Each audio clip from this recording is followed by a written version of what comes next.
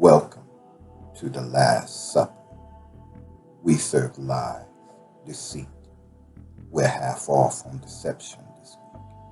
Betrayal, gaslighting, jealousy, envy, heartbreak, cheating.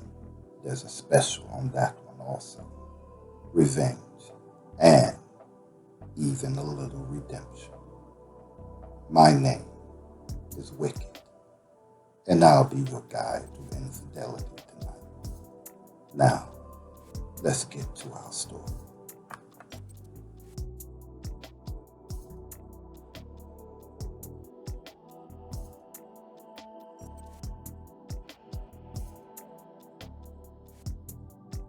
I admit it, I cheated on my boyfriend, a lot. But now I feel duped, and I think he owes it to me to give me a second chance. I understand how the title might make a few people feel a certain way towards me, but, please, bear with me, and give me a chance to explain. I, 22F, met my ex-boyfriend, 22M, during our first year of college when we were both 18. He was nice, definitely cute, and we always had a good time. So, being honest, chemistry, among other things, was never a problem. The thing is, we come from two incredibly distinct backgrounds.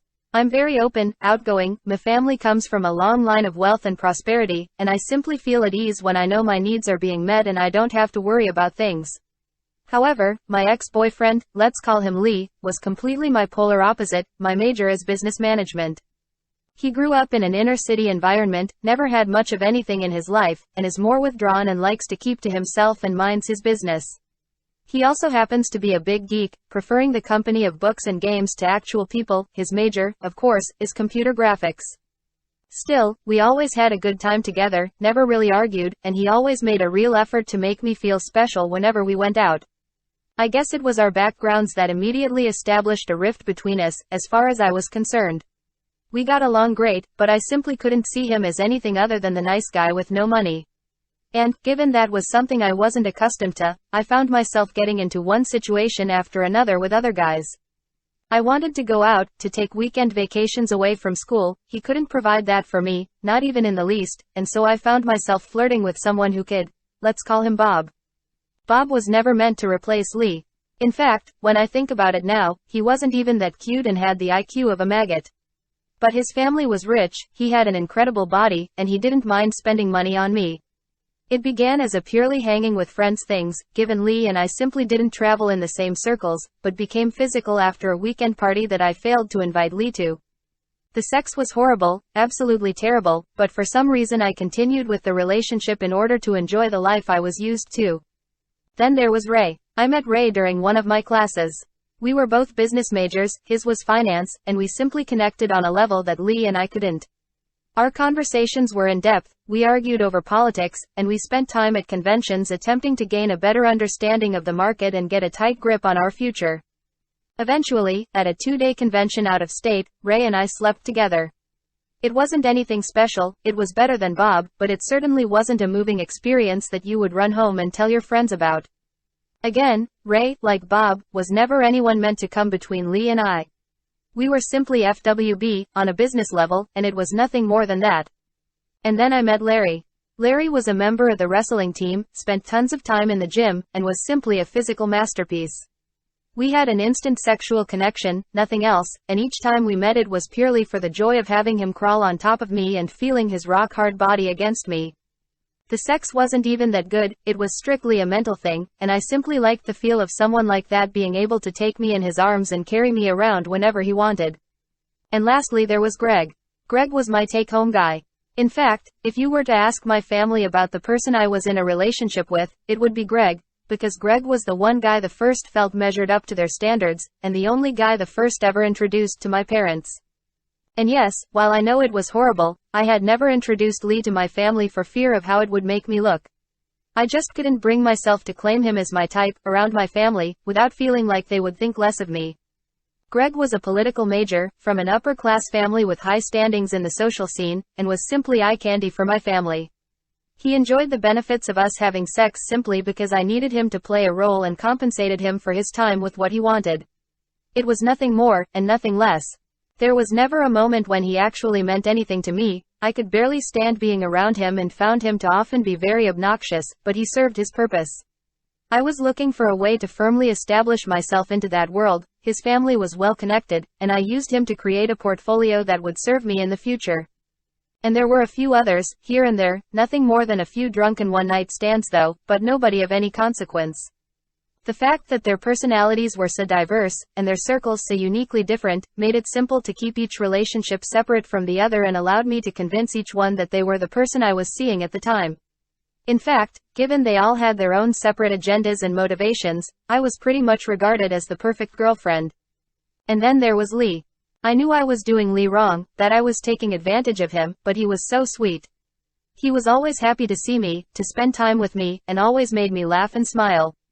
We could sit and talk for hours about nothing, sometimes about the dumbest shit in the world, and it was actually wonderful. He would share all of his ideas with me, often used me as his test subject to get a reaction about one of his gaming programs he was developing, and loved to simply hold me in his arms, while we laid on his couch, as we watched some foolish science fiction or fantasy show. It was nice, he was nice, and I think that was the problem. I always thought of Lee as the nice guy, a nerd, and just someone to kick it with. And, for some reason, I had to be that same kind of person when I was with him. So, I presented this image of the shy, quiet, little girl, attracted to all the things he liked, and simply used him as someone to anchor me in place while I was floating around with the other guys. Of course, Lee wasn't a wallflower, he had wandering hands and actually seemed to know exactly how to touch me and make me feel good, but I always pulled back from him and kept things to a minimum. There were times when I could tell he wanted more, when it was painfully obvious that he wanted us to take things to the next step, but I couldn't. Mostly because I had just been with one of the other guys, felt some kind of way about it, and didn't want to put that kind of energy into what I had with Lee. So, yes, I knew he wanted more, but I acted like I wanted to take things slow, and he was more than willing to be patient with me. I honestly couldn't see a future with Lee, despite the fact that he always made me feel warm and special inside, but I always saw him as just the cute little nerd, and that nerd wasn't able to give me the things I needed, the things I deserved. Bob gave me money and took me on trips, I deserved it. Ray stimulated me intellectually and increased my business potential, things I needed. Larry was simply a physical specimen, a brute, and the kind of savage every woman fantasizes about once she comes of age, things I desired. Greg was a gateway into a higher social standing, and my entry into the world of social bureaucracy, things that motivated me. And the other guys, the quick one-night stands, just filled in the gaps and satisfied a quick moment of lust, something just for fun. But somehow, and I don't know why, but I always thought of Lee as my boyfriend, was quick to defend him if any of my friends ever said something bad or rude about him, and actually thought he was the sweetest, most innocent person I had ever known. Believe it or not, things actually went on like that for 3 years without the slightest hiccup, before things finally caught up with me. We were seniors now, Lee and I, with less than 2 months left before graduation, and things were great between us. Our relationship had grown, with me actually convincing him that I was holding out for marriage and wanted something like that to be special between the two of us, and he fully understood and just continued to love me. Things had slowed a little with the other guys, not because of anything major, but because 2 of them had graduated and therefore things simply slowed down by default. Still, they had served their purpose, with some of them having pointed me towards some very high-level entry positions, and my name now firmly established within the social world, and it wouldn't be much a stretch for me to say my life was on a clear path to success. I should have been happy, everything I had ever wanted was right in front of me, but I wasn't, I was miserable, and Lee was the reason for it. For some reason I felt as though he had squandered his entire time at college. His grades were excellent, some of the best in our class, but I couldn't see anything he had accomplished. It aggravated me, pissed me off with no end, and I felt as though he simply wasn't taking life seriously enough, he wasn't motivated, and it drove me crazy. I began to look at the sweet things he did as childish, the cuddling and holding hands as stupid, and finally opened my eyes to what I believed he actually was, a nice, nerdy guy. I began to look back at our relationship and realized that any other man would have demanded our relationship move forward, wouldn't have accepted not having sex with me, and would have put me in my place for treating him the way I did. It sickened me, despite the fact that I was the one that always withheld things from him, but I didn't see it that way. I began to realize that I had used him the entire time, that he was nothing more than a toy for me to play with, and there had never been a time when I hadn't looked at him as a good guy and abused him every chance I got.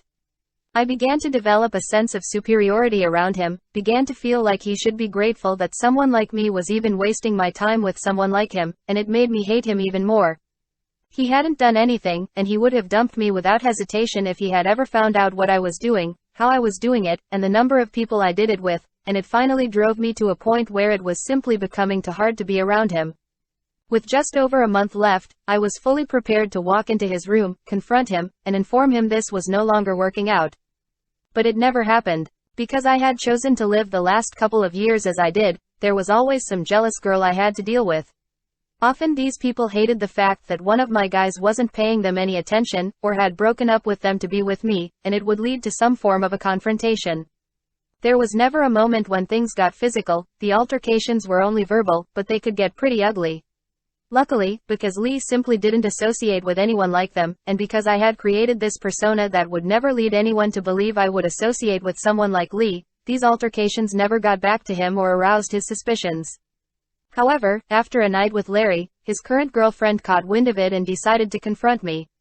I laughed it off, given the sex was bad and all of this would be over soon, and decided to ignore her instead of handling the situation head-on. That was my mistake. Larry's girlfriend was a rising sophomore, 2 years our junior, and I actually considered her to be nothing more than an educated hood rat. Well, turns out she had attended the same high school as Lee. Was good friends, even classmates, with his little brother, and had known his family her entire life. And, unknown to me, Larry had decided to record our little adventure to save as a memento of our time together. She found out, posted it online, and all hell broke loose. At first, I considered the damage acceptable. She had posted it to the campus website, something Lee was adamant about never looking at or paid any attention to, given the garbage posted on it, and the only fallout came from the other guys finding out they weren't the only one, and I was suddenly bombarded with a rush of hurt feelings and gut-wrenching allegations. Still, given the fact that classes were ending soon and I would take that walk regardless, I honestly didn't care. But then she posted it on her social media. Lee's brother recognized me from a picture he had sent to him, and my whole world came crashing down. Lee was waiting for me, sitting on the bed, the next time I came over. I greeted him with a kiss, sat beside him, and leaned over to lay softly against him. He didn't say anything. He simply lifted his phone, the video was playing, and my jaw dropped. I had broken my arm when I was a little girl, had been in a car wreck that left me on crutches for 6 weeks, and had had my heart broken by several boys in high school, but I don't think I ever understood what pain actually felt like until I saw the video, saw the tears rolling down Lee's face, and knew that things were actually over between the two of us. Instantly I started crying, begging him to forgive me, but, without saying a word, he simply pulled up another video of the other guys complaining about what I had done to them, and my heart shattered into 1,000 pieces. He turned to look at me, my tears and pleading meaning nothing, and told me to get out. He stood, I reached for him, he pulled away, and then he politely ushered me to the door, walked me out, and slammed the door in my face. He didn't argue, he didn't ask questions, he just walked away. I called him 1,000 times, a million, so much that I nearly failed my exams from a lack of studying, but he never responded to anything. He never blocked me on anything, never said a word about it or reacted to the things being said on social media, and he never changed any of his activities or did anything different, even ignoring me completely whenever I managed to track him down to beg him to talk to me. I begged, over and over, but he didn't care, he didn't try to, he just went completely no contact with me. It was as if he didn't care about what happened, that nothing I had to say would matter, and didn't need any type of closure from me.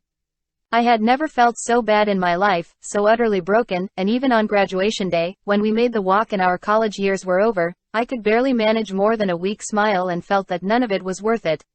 I continued to reach out to him for months, continued to chase after him and beg him to at least talk to me, but he never did. My parents surmised my sadness was because me and Greg had broken up because of Larry, tried to cheer me up, and even surprised me with a new car as my graduation present, but it didn't help. I got the dream job I had been hoping for, but it didn't make me happy. And I was invited to several of the country's most prestigious social events, but they were all unfulfilling. I was a wreck, broken, and none of it made me feel any better.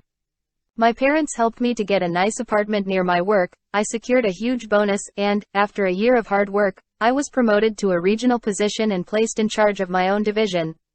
Then, while laying on the couch watching TV, alone and drinking, I stumbled across a program I used to watch with Lee.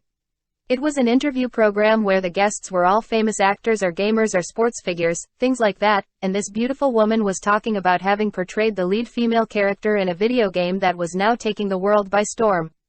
It was ranked as the hottest game on the market, had a near-cult following, and was quickly approaching $1 billion in sales. The interviewer agreed with all of her statements, but found the most compelling point to be the fact that it was her boyfriend who had created the game protocols and was solely responsible for the gaming program that was on the verge of changing the world forever. The woman blushed, gushed over her man, and even went into several details about his incredible sexual prowess, how he spoiled her rotten with gifts and trips, and she couldn't believe how lucky she was to have him. That he was truly a good person, warm, loving, simply enjoyed spending time with her, and she couldn't imagine her life without him.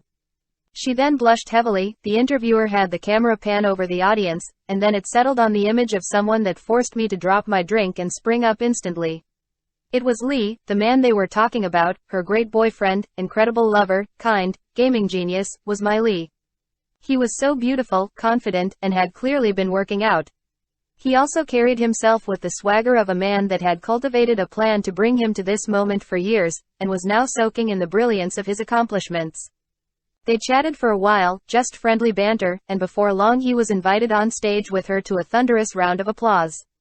He answered a few questions, laughed with his girlfriend, and then proceeded to talk about how he developed the program during college. He further went on to explain that he had a very close friend, a former girlfriend that helped in the testing, but that things didn't work out between them because, at the time, she simply wanted something better for herself. That he thought she was the one, until his current girlfriend, and their breakup really put him in a bad place. His need to complete the gaming program was the only thing that kept him sane. I should have been happy for him, after all, he deserved it, but I wasn't. For some reason, I was angry. And not just a simple I can't believe how bad I fucked up kind of angry, but an outright sense of fury and entitlement type of anger. I felt like I had been duped, like he had deceived me the entire time, and that he owed me. Had I known that he was this driven, or this focused, I would have never hooked up with Bob or Ray. Had I known that he was into taking care of his body, like this, I would have never given Larry a second thought. And had I known he was prone to become a social darling, I certainly would have never fooled around with Greg. But what's worse, was the way she clung to him, the fact that it was clear that she wanted to jump into his lap right then and there and let him fuck the shit out of her, really messed my mind up. I felt like he had lied to me, like he had deliberately committed a fraud and presented himself as something totally different, and that, had he shown me this side of him, I would have been happily content and never cheated during our relationship. I was actually furious, cursing at the TV for all it was worth, and instantly I grabbed my phone and sent a text towards the number I still had that he had never blocked. I demanded that he talk to me, that he explain all of this immediately, and told him how hurt I felt that he had deceived me. I promised that I would never go away until he spoke with me, that he wouldn't be able to forget me, and pledged to make him confess to me and give me a second chance or else. I wasn't certain what the or else would be, but I said it nonetheless. Amazingly, the next day, after the effects of the wine had worn off, I noticed I had received a message from an unknown source. The message simply said, "What?" and that was it.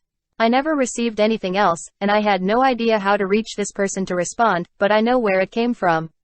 It came from Lee. He knows he was wrong, knows he had lied to me the entire time and made me think he was just some uncaring sweet little boy, and that wasn't right.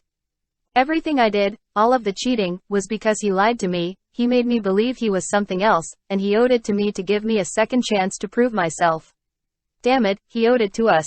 I know there are a lot of people who won't see things the way I do, who will think I'm crazy, but I'm not. I still remember the pain I felt sitting on the bed, the way my life ended without so much as a goodbye, and I've never been able to open up and let another person love me because of it. So he owes me. Maybe we won't work out, maybe we're not destined to be together, but he owes it to me to allow us to find out. I know I'm asking a lot, and I know a lot of you will rip me into pieces, but please, if you can look past your own egos, could you please help me in coming up with a way to explain to Lee that this was his fault, that he was responsible for the things I did, and that I simply want another chance to love him the way he should have allowed me to. What do I do? We hope that you enjoyed your meal and shall return for others. Please feel free to drop a comment, like, follow us, and subscribe for more content and merchandise. Thank you for your patronage.